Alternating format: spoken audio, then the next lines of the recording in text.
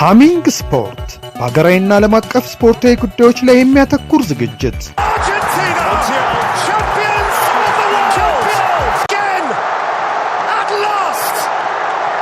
በሃሚንግ ስፖርት የስፖርት ዜናዎች፣ በተመረጡ ርዕሶች ላይ ውይይት፣ የእንግዳ ዝግጅት፣ የስፖርተኞች ግለ ታሪክና የሴቶችን እግር ኳስ በልዩ ሁኔታ ይዳስሳል።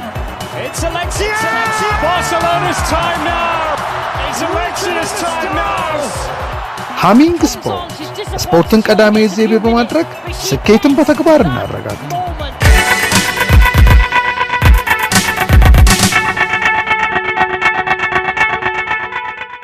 ሰላም የሃሚንግ ስፖርት ዝግጅት ተከታታዮች፣ ዕለተ ረቡዕ መጋቢት 3 ቀን 2017 ዓመተ ምህረት በአውሮፓ ቻምፒየንስ ሊግ የ16 ቡድኖች የጥሎ ማለፍ ውድድር የረቡዕ ዕለት ጨዋታዎች ዛሬ 4 ጨዋታዎች እዚህ ምሽት ላይ ደርሰናል። በተለይም ደግሞ በአውሮፓ ቻምፒየንስ ሊግ የማድሪድ ደርቢ ተደግሟልና በአትሌቲኮ ማድሪድ እና በሪያል ማድሪድ በዚህ ጨዋታ በዋነኝነት የምንቃኘው ነው የሚሆነው። የዕለቱም ትልቅ ጨዋታ ይህ ነው።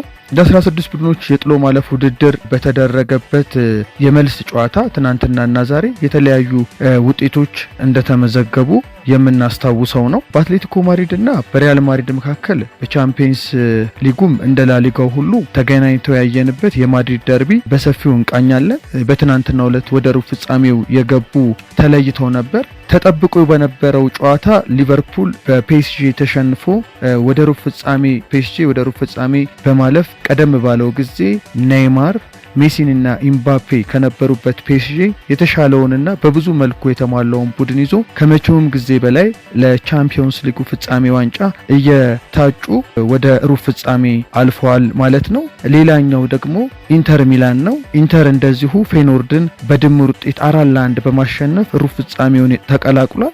በሴሪኤው ለስኩዴቶ ዋንጫ ከናፖሊና አትላንታ ጋር እንደሚፎካከር የምናስተውለው ነው። በቻምፒየንስ ሊጉም ከዘመነ ሞሪኒዮ ወይም እንደ አውሮፓውያን አቆጣጠር ከ2010-11 የውድድር ዓመት የአውሮፓ ቻምፒየንስ ሊግ ፍጻሜ ደርሶ ዋንጫ ካነሳ በኋላ ዘንድሮም እንግዲህ የተሻለ እንቅስቃሴ እያደረገ ይሄዳልና ከዛን ጊዜ በኋላ ዳግም የአውሮፓ ቻምፒየንስ ሊግ ዋንጫን ሊያነሳ የሚችልበት እድል አለ። ሲሞኔ ኢንዛጊ በብዛት ትኩረታችን የእንግሊዝ ፕሪሚየር ሊግ ላይ ሆኖ ነው እንጂ በጣሊያን ሴሪኤ እየሰራ ያለው ስራ እጅግ በጣም ታላቅ ስራ ነው።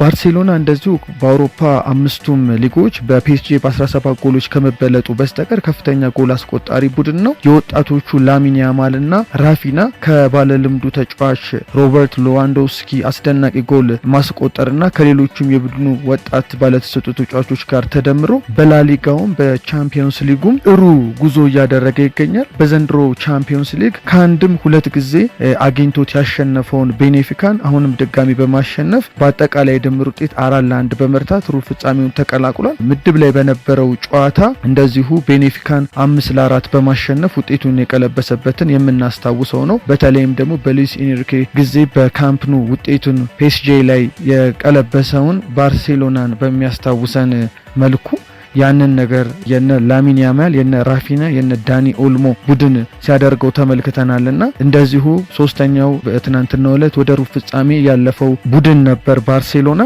ሌላኛው በመድረኩ ከፍተኛ ልምድ ያለውና ከሊቨርፑል እኩል 6 ጊዜ የአውሮፓ ቻምፒየንስ ሊግን ያነሳው ባየር ሙኒሽን ይሉታል ጀርመኖቹ፣ በብዙሃኑ አጠራር ደግሞ ባየር ሙኒክ የአምና የጀርመን ቡንደስሊጋ ክስተት የነበረውን የሻቢ አሎንሶን ባየር ሌቨርኩሰንን በድምር ውጤት 5-0 በማሸነፍ ሩብ ፍጻሜውን ተቀላቅሏል። እነዚህ ጨዋታዎች እንግዲህ በትናንትናው ዕለት በአውሮፓ ቻምፒየንስ ሊግ የ16 ቡድኖች የጥሎ ማለፍ ውድድር ለሩብ ፍጻሜ ለመግባት የተደረጉ የመልስ ጨዋታዎች ውጤት የተመለከትናቸው ነበሩ።